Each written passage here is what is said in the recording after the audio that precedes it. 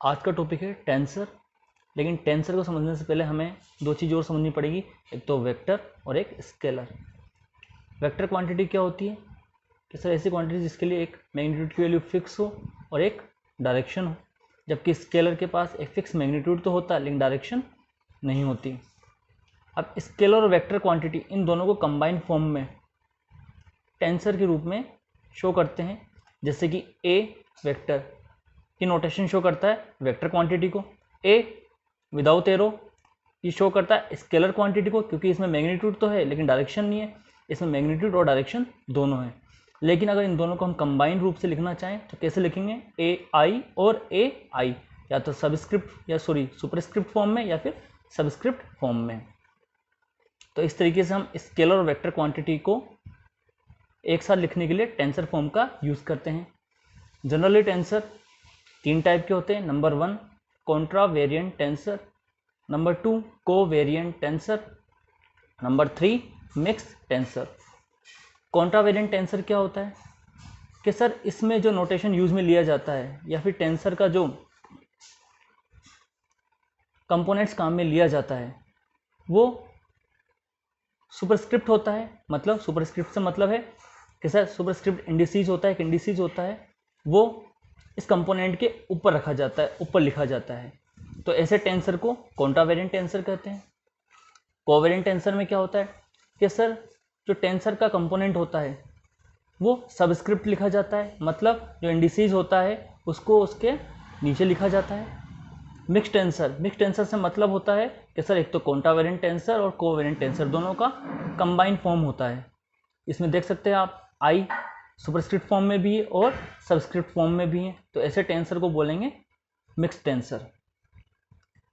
Tensor को समझने के से पहले एक ऐसा फंक्शन है उसको भी समझना पड़ता है, उसको बोलते हैं क्रोनेकर डेल्टा फंक्शन। एक एग्जांपल लेते हैं, जैसे कि delta I J, I superscript indices है, जे सबस्क्रिप्ट इंडिसीज है। तो डेल्टा आई जी की दो वैल्यू होती है, एक तो 0 और एक 1। इसकी वैल्यू 0 कब होती है, when I does not equal to J, जब दोनों इंडिसीज सुपरस्क्रिप्ट और सबस्क्रिप्ट दोनों क्या हो, इक्वल ना हो, तब इसकी वैल्यू 0 हो जाएगी।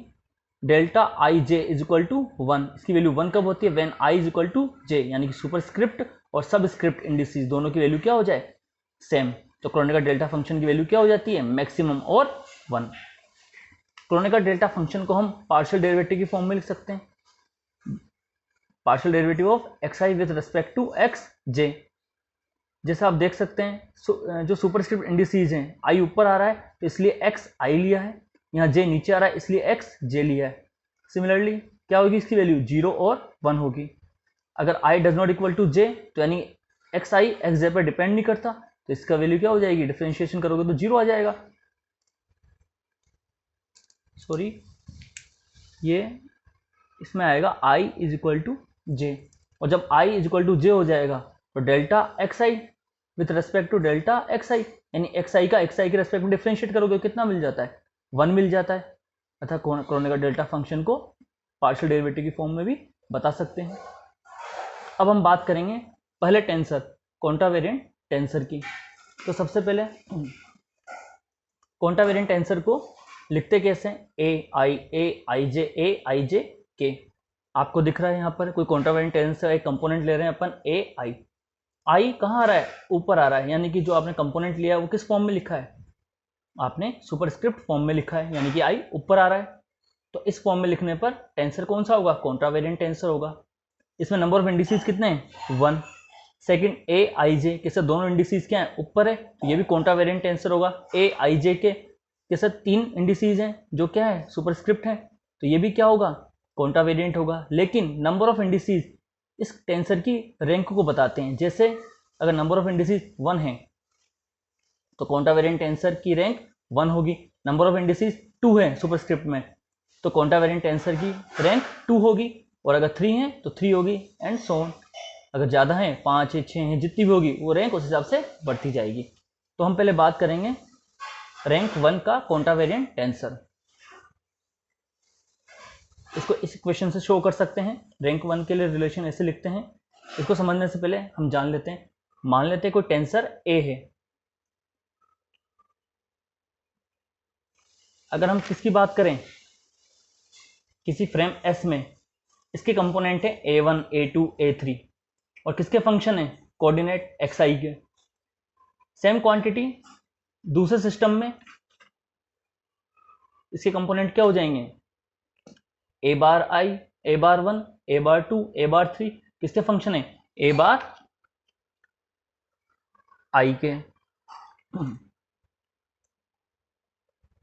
a बार i के। तो इसके जो दोनों कंपोनेंट है, एक तो S फ्रेम में और एक S पर फ्रेम में, इन दोनों के बीच में रिलेशन शो करने के लिए एक इक्वेशन को काम में लिया जाता है, a bar i is equal to a j partial derivative, ये आता है। अच्छा, ये पार्शियल डेरिवेटिव कैसे लिखते हैं, इसका सिंपल सा एक ट्रिक है। अगर a बार में इंडिसेज अगर सुपरस्क्रिप्ट है, मतलब i ऊपर आ रहा है, तो कोऑर्डिनेट बार वाला वो ऊपर आएगा। जैसे a बार i सुपरस्क्रिप्ट है, इसका कोऑर्डिनेट x बार i वो इस पार्शियल डेरिवेटिव में कहाँ आ रहा है, अप पोजीशन में आ रहा है। और जो बिना बार का जो कंपोनेंट है, उसका इंडिसेज अगर अप पोजीशन में, तो उसका कोऑर्डिनेट डाउन पोजीशन पे लिखा जाएगा। जैसे कि ए जे कहाँ आ रहा है, सुपरस्क्रिप्ट पोजीशन पे, अप पोजीशन पे आ रहा है, तो इसका कोऑर्डिनेट एक्स जे कहाँ लिखा जाएगा, बिना बार के डाउन पोजीशन में लिखा जाएगा। तो आप देख सकते हैं A bar I equal to ए जे, आई ऊपर आ रहा है तो एक्स बार आई, ए जे बिना बार में जे ऊपर आ रहा है तो इसे नीचे लिखेंगे एक्स जे। ये एक ट्रिक है, इसे थ्योरी से कंपेयर नहीं करना, केवल एक ट्रिक है समझने के लिए, ताकि अपन जल्दी से जल्दी इस इक्वेशन को लिख सकें। ठीक है, अब ये हमने रिलेशन निकालना है इन दोनों के बीच में। हम चाहें तो ये इक्वेशन ए जे की फॉर्म में भी निकाल सकते हैं। तो देखते हैं, तो इनवेरिएंट ट्रांसफॉर्मेशन करते हैं। तो सर हम जानते हैं A bar I is equal to partial derivative A J. अब हमें ए बार की जगह किसकी वैल्यू निकालनी है, केवल सिंपल ए क्वांटावेरिएंट टेंसर के कंपोनेंट की वैल्यू निकालनी है। तो सर इसका इनवेरिएंट निकालने के लिए एक सिंपल सा तरीका है कि आपको जो पार्शियल डेरिवेटिव दिया हुआ है, इसके इन्वर्स से बोथ साइड इसको मल्टीप्लाई कर दो। इसका क्या है, delta x bar I upon delta x जे। तो इसका इन्वर्स क्या हो जाएगा, एक्स जे नीचे आ रहा है तो एक्स जे ऊपर आ जाएगा, यानी कि डेरिवेटिव एक्स के upon X bar I upon X by R, X bar I. इसका इन्वर्स अपन ने लिख दिया। यहाँ जे की जगह के लिखा है, इसकी बात मैं बाद में करूंगा। तो सर आपने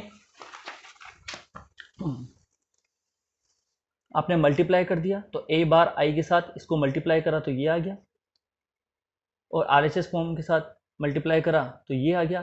तो आप देख सकते हैं एक्स बार आई और एक्स बार आई दोनों सेम है, तो डबल डेरिवेटिव किस में चेंज हो गए, सिंगल डेरिवेटिव में, यानी कि डेल्टा एक्स के अपॉन डेल्टा एक्स जे। ये तो 1 हो गया ए जे, ये इक्वेशन बन गई।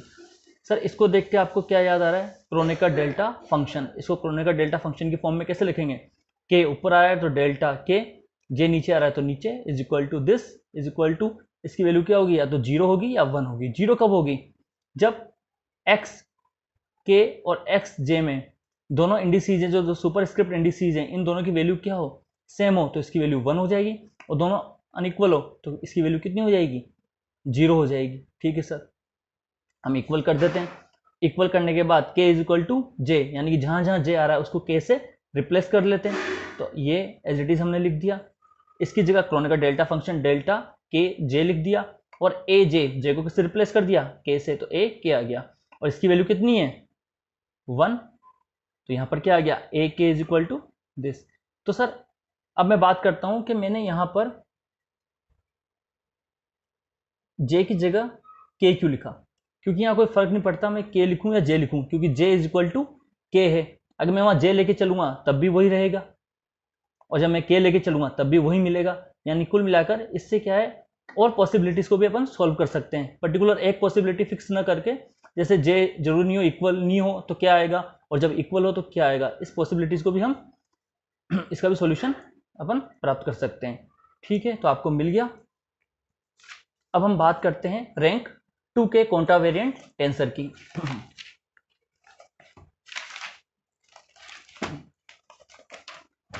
Rank 2 A R S. तो देख लो आप, ये क्वांटावेरिएंट टेंसर है, उसका कंपोनेंट ए है, रैंक 2 है तो number of indices super script indices कितने आएंगे, 2 आएंगे। RS ये सुपर स्क्रिप्ट फॉर्म में यानी कि अप पोजिशन में आ रहे हैं। मान लेते हैं कि सर जो ये आपको दे रखा है कंपोनेंट, सॉरी ये जो क्वांटावेरिएंट टेंसर दे रखा है, ये S फ्रेम में इसके कंपोनेंट ARS हैं और S प्राइम फ्रेम में इसके कंपोनेंट A बार IJ हैं।